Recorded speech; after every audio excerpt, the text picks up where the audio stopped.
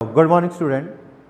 हमने इससे previous video जो था इसके अंदर बात की थी मेंस्ट्रुअल साइकिल या आर्तव चक्र के बारे में, और अब हम बात करते हैं नेक्स्ट साइकिल के बारे में, और वो है एस्ट्रस साइकिल। एस्ट्रस साइकिल जो है वो नॉन प्राइमेट जो मैमल फीमेल है उनके अंदर देखने को मिलता है। जिस प्रकार से हमने देखा था कि जो मेंस्ट्रुअल साइकिल या आर्तव चक्र है वो स्तनधारी मादा में जो प्राइमेट्स हैं जैसे कि मनुष्य है, गिबॉन है, चिंपैंजी है, बंदर है, उनके अंदर देखने को मिलता है। तो ठीक इसी प्रकार से जो नॉन प्राइमेट स्तनधारी मादा है जैसे गाय, भैंस, भेड़, बकरी आदि, उन सभी के अंदर हमें एस्ट्रस साइकिल देखने को मिलता है। तो अगर हम एस्ट्रस साइकिल की बात करें तो हम ये कहेंगे कि ये किसके अंदर देखने को मिलता है? नॉन प्राइमेट स्तनधारी मादा के अंदर। इसके अंदर मासिक चक्कर जो है वो नहीं पाया जाता। जिस प्रकार से हमने देखा था कि जो मेंस्ट्रुअल साइकिल है उसकी समयावधि लगभग 28 दिन की होती है, और प्रत्येक 28 दिन के बाद में इसकी पुनरावृत्ति होती है, यानी कि इसके अंदर क्या पाया जाता है? मासिक चक्कर पाया जाता है, यानी कि मंथली साइकिल देखने को मिलता है। लेकिन अगर हम बात करें एस्ट्रस साइकिल की तो इस एस्ट्रस साइकिल के अंदर इस प्रकार का कोई मंथली साइकिल यानी कि मासिक चक्कर जो है वो हमें देखने को नहीं मिलता। अब देखते हैं कि एस्ट्रस साइकिल के अंदर होता क्या है। एस्ट्रस साइकिल जो है इसके अंदर एक ऐसी समयावधि आती है जिसके दौरान मादा सदस्य का जो ब्लड है उसके अंदर एस्ट्रोजन जो हार्मोन्स हैं इसकी मात्रा काफ़ी ज़्यादा हो जाती है, और इस दौरान इस मादा सदस्य के अंदर अब तीव्र मैथुन की इच्छा होती है, और इस टाइम पीरियड को अपने पीरियड ऑफ हीट के नाम से जानते हैं। और इसी समयावधि के अंदर ये मादा सदस्य जो है वो नर सदस्य के साथ मैथुन की क्रिया करती है, और जिसके बाद उसमें गर्भाधारण की क्रिया होती है। तो हम बात कर रहे हैं एस्ट्रस साइकिल की। तो एस्ट्रस साइकिल जिसे अपने मध्य चक्कर के नाम से भी जाना जाता है, और इस एस्ट्रस साइकिल या मध्य चक्कर जो है ये नॉन प्राइमेट स्तनधारी मादा सदस्य जो है उनके अंदर देखने को मिलता है, और इनके अंदर मेंस्ट्रुअल साइकिल की तरह किसी भी प्रकार का कोई मंथली साइकिल या मासिक चक्कर नहीं पाया जाता।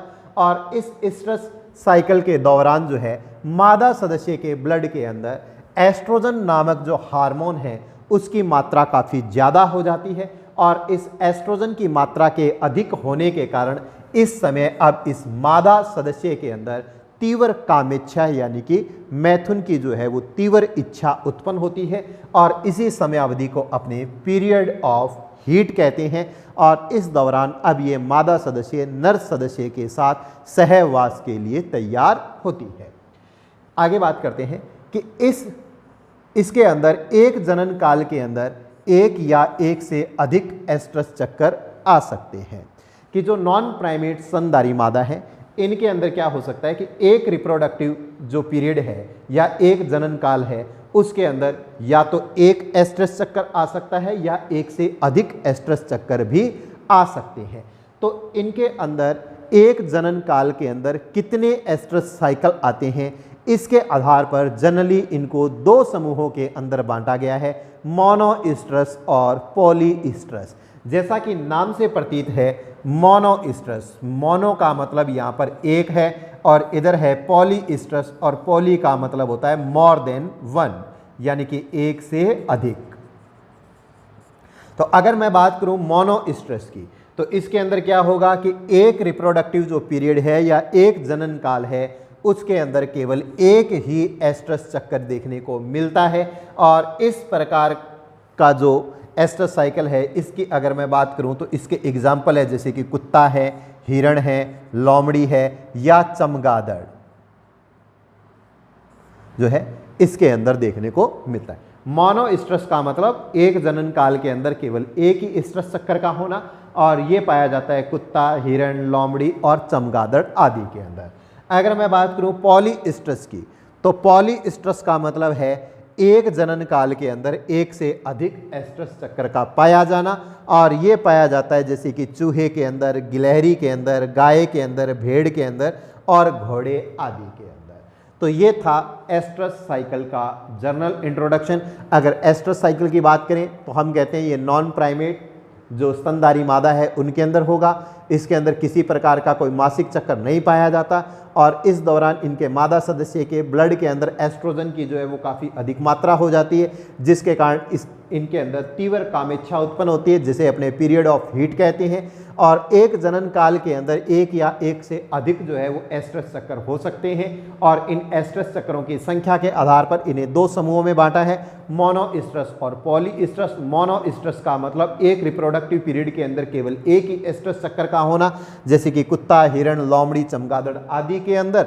और पॉलीएस्ट्रस का मतलब होता है एक रिप्रोडक्टिव साइकिल या एक जनन चक्र के अंदर एक से अधिक एस्ट्रस चक्रों का होना, जैसे कि चूहा है, गिलहरी है, गाय है, भेड़ है, घोड़ा है आदि इनके अंदर। ठीक है, तो ये थे रिप्रोडक्टिव साइकिल्स के रूप में मेंस्ट्रुअल साइकिल और एस्ट्रस साइकिल। अब हम बात करते हैं नेक्स्ट टॉपिक के बारे में और वो है प्रसव।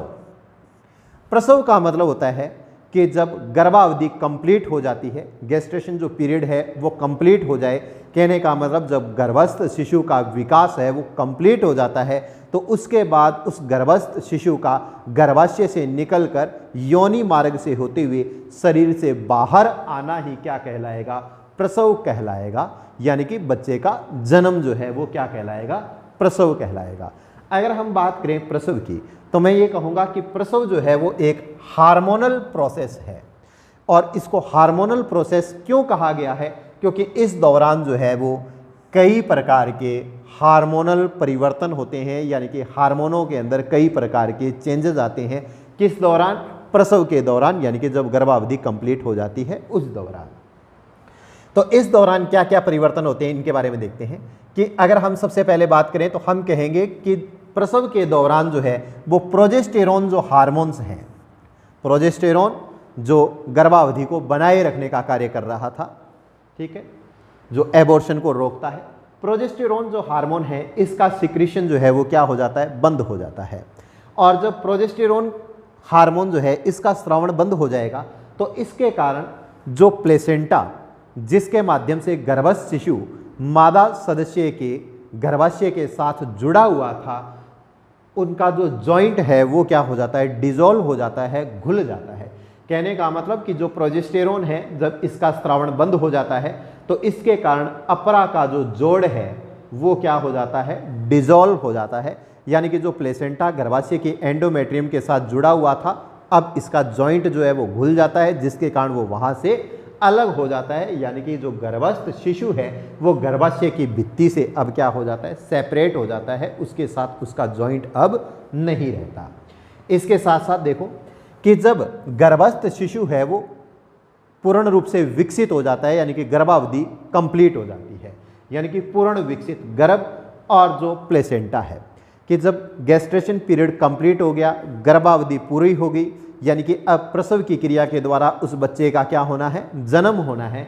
तो उस दौरान क्या है कि जो गर्भ के अंदर मौजूद जो पूर्ण विकसित शिशु है वो और उसका जो प्लेसेंटा है, ये दोनों मिलकर के क्या करते हैं? प्रसव के लिए संकेत उत्पन्न करते हैं। और इन संकेतों के कारण अब गर्भाशय के अंदर हल्के संकुचन होंगे, ज़्यादा तीव्र नहीं होंगे। स्टार्टिंग के अंदर क्या होंगे? हल्के गर्भाशयी संकुचन उत्पन्न होंगे और इन हल्के गर्भाशयी संकुचनों को नाम दिया जाता है फीटल इजेक्शन रेफ्लेक्स। तो इसको जो है वो ध्यान रखना, फीटल इजेक्शन रेफ्लेक्स जो है वो क्या होते हैं। तो अगर मैं बात करूं फीटल इजेक्शन रेफ्लेक्स, कहने का मतलब फीटल यानी कि जो फीटस है, इजेक्शन यानी कि उसको बाहर निकालने के लिए, रेफ्लेक्स यानी कि जो प्रतिवर्त है, प्रतिवर्ती क्रिया जो है। तो अगर हम बात करें फीटल इजेक्शन रेफ्लेक्स की तो मैं आपको ये कहूँगा कि पूर्ण विकसित जो गर्भ है वो और अपरा दोनों मिल करके प्रसव के लिए एक संकेत उत्पन्न करते हैं और इस संकेत के परिणाम स्वरूप गर्भाशयी भित्ति जो है उसके अंदर हल्के संकुचन उत्पन्न होने लगते हैं और इन्हीं हल्के संकुचनों को क्या नाम दिया जाता है? फीटल इजेक्शन रेफ्लेक्स जो है वो कहा जाता है। तो अब इसके बाद हम बात करते हैं कि प्रसव के दौरान जो पीयूष ग्रंथि है ये काफ़ी इंपॉर्टेंट रोल प्ले करती है। पीयूष ग्रंथि के द्वारा क्या किया जाता है? एक हार्मोन्स का काफ़ी अधिक मात्रा में सिक्रीशन किया जाता है और वो हार्मोन है ऑक्सीटोसिन। यानी कि प्रसव के दौरान जब गर्भस्थ शिशु है वो पूर्ण विकसित हो जाता है तो उस दौरान जो पिट्यूटरी ग्लैंड है यानी कि जो पीयूष ग्रंथि होती है उसके द्वारा काफ़ी अधिक मात्रा में ऑक्सीटोसिन हार्मोन का स्रावण किया जाता है और ये ऑक्सीटोसिन जो है वो एक मुख्य प्रसव हार्मोन है यानी कि प्रसव की क्रिया को संपन्न करवाने वाला एक मेन हार्मोन है कि जब पीयूष ग्रंथि जो है वो क्या करेगी, ऑक्सीटोसिन का अधिक मात्रा में स्रावण करेगी। यहाँ पर अब इस ऑक्सीटोसिन के द्वारा दो फंक्शन कंप्लीट किए जाएंगे, दो कार्य संपन्न करवाए जाएंगे। कौन कौन से? एक तो क्या है, अब गर्भाशय के अंदर तीव्र संकुचन उत्पन्न किए जाएंगे। पहले तो जो था वो तो क्या था, हल्के गर्भाशय संकुचन थे फीटल इजेक्शन रिफ्लेक्स के रूप में, लेकिन अब जब पीयूष ग्रंथि के द्वारा ऑक्सीटोसिन का स्रावण किया जाता है जो कि एक मुख्य प्रसव हार्मोन है, ठीक है, तो ये ऑक्सीटोसिन क्या करेगा, अब गर्भाशय के अंदर तीव्र संकुचन प्रेरित करेगा जिसके कारण गर्भाशय की भित्ति जो है वो तेजी से सिकुड़ेगी और जब गर्भाशय की भित्ति तेजी से सिकुड़ेगी तो इस गर्भाशय के अंदर मौजूद जो गर्भस्थ शिशु है उसको गर्भाशय से बाहर की ओर वेजाइना से होते हुए शरीर से बाहर धकेलने का कार्य किया जाता है, जिसके कारण अब गर्भस्थ शिशु जो है वो गर्भाशय से वेजाइना यानी कि योनि की तरफ गति करने लगता है, यानी कि प्रसव की क्रिया प्रारंभ होने लगती है। और इसके साथ साथ ये ऑक्सीटोसिन क्या करेगा, स्तन ग्रंथियां जो हैं उनको दुग्ध स्रावण के लिए भी प्रेरित करेगा ताकि प्रसव की क्रिया के द्वारा जब नवजात शिशु का जन्म होगा तो उसे जो है वो पोषण उपलब्ध करवाया जा सके, ठीक है। इसके साथ साथ हम देखते हैं कि प्लेसेंटा और जो ओवरी यानी कि अंडाशय, ये दोनों मिल करके रिलैक्सिन हार्मोन का स्रावण करते हैं और ये रिलैक्सिन हार्मोन क्या करता है कि जो प्यूबिक सिम्फाइसिस है, ठीक है, श्रोणि मेखला का जो जॉइंट है प्यूबिक सिम्फाइसिस, ठीक है, उसको क्या कर देता है, चौड़ा कर देता है, यानी कि उसके बीच का जो गैप है उसको बढ़ा देता है ताकि गर्भस्थ शिशु जो है उसको जन्म लेने के लिए मार्ग उपलब्ध हो जाए और वो आसानी से जन्म ले सके, ठीक है। तो रिलैक्सिन हार्मोन स्रावण करता है जिसके कारण प्यूबिक सिम्फाइसिस जो है वो लूज हो जाता है, यानी कि उसका गैप जो है वो बढ़ जाता है, जिसके कारण गर्भस्थ शिशु को बाहर निकलने के लिए क्या मिल जाता है, मार्ग उपलब्ध हो जाता है। तो हमने देखा कि अगर हम बात करें प्रसव के बारे में तो ये एक हार्मोनल प्रोसेस है जिसके दौरान जो है वो कई प्रकार के हार्मोनल चेंजेस आते हैं, इसलिए मैंने इसको एक हार्मोनल प्रोसेस नाम दिया है। इस दौरान क्या होता है, प्रोजेस्टेरोन का स्रावण होना बंद हो जाता है जिसके कारण प्लेसेंटा का जो जॉइंट है गर्भाशय की एंडोमेट्रियम के साथ वो डिजोल्व हो जाता है, वो घुल जाता है और जिसके परिणाम स्वरूप अब गर्भस्थ शिशु जो है वो गर्भाशय की भित्ति से क्या हो जाएगा, अलग हो जाएगा। और इसके साथ साथ हम देखते हैं कि जो पूर्ण विकसित गर्भ और जो प्लेसेंटा है ये दोनों मिल करके क्या है, प्रसव के लिए संकेत उत्पन्न करते हैं और इन संकेत के कारण हल्के गर्भाशय संकुचन होने लगते हैं और जिन्हें नाम दिया जाता है फीटल इजेक्शन रेफ्लेक्स। और ये फीटल इजेक्शन रेफ्लेक्स जो है इनके कारण पीयूष ग्रंथि जो है वो स्टिमुलेट होती है, उत्प्रेरित होती है, उद्दीपित होती है और जिसके परिणाम स्वरूप अब पीयूष ग्रंथि के द्वारा काफ़ी अधिक मात्रा में ऑक्सीटोसिन नामक जो हार्मोन्स हैं जो कि एक मुख्य प्रसव हार्मोन है, इसका काफ़ी अधिक मात्रा में स्रावण होने लगता है। और ये ऑक्सीटोसिन जो है वो दो काम करेगा, एक तो दुग्ध स्रावण के लिए प्रेरित करेगा स्तन ग्रंथियों को ताकि नवजात शिशु को दुग्ध जो है वो उपलब्ध करवाया जा सके ताकि उसको पोषण उपलब्ध हो सके, और दूसरा काम क्या करेगा ये ऑक्सीटोसिन, गर्भाशय की भित्ति जो है या गर्भाशय की जो पेशियां हैं उनके अंदर तीव्र संकुचन प्रेरित करेगा जिसके कारण गर्भाशय के अंदर मौजूद जो शिशु है वो गर्भाशय से निकलकर वेजाइना यानी कि योनि मार्ग की ओर मूव होने लगता है। और जब गर्भस्थ शिशु जो है वो योनि मार्ग की तरफ गति करने लगता है तो अब आगे जो श्रोणि मेखला है, जिसे अपने प्यूबिक सिम्फाइसिस जो है श्रोणि मेखला का जॉइंट, वहां से होकर के उस गर्भस्थ शिशु को अब बाहर निकलना है, तो इसलिए उस मार्ग का चौड़ा होना भी जरूरी है। तो इसलिए अब क्या किया जाता है कि जो प्लेसेंटा और जो अंडाशय हैं यानी कि ओवरी हैं वो दोनों मिल करके क्या करते हैं, रिलैक्सिन हार्मोन का स्रावण करते हैं और यही रिलैक्सिन हार्मोन जो है अब प्यूबिक सिम्फाइसिस को जो है वो लूज कर देता है, जिसके कारण उसके अंदर का जो गैप है वो बढ़ जाता है ताकि इसके परिणाम स्वरूप अब गर्भस्थ शिशु जो है उसको बाहर निकलने के लिए मार्ग उपलब्ध हो जाता है। और इस प्रकार गर्भस्थ शिशु का क्या हो जाएगा, जन्म हो जाएगा, यानी कि प्रसव की जो क्रिया है वो क्या हो जाएगी, कंप्लीट हो जाएगी। अब प्रसव से रिलेटेड कुछ और बातें हैं जिनके बारे में हम डिस्कशन कर लेते हैं कि कई बार क्या है, जनरली तो क्या है, प्राकृतिक रूप से जब गर्भावधि कंप्लीट हो जाती है तो प्राकृतिक रूप से प्रसव पीड़ा जो है वो प्रारंभ हो जाती है।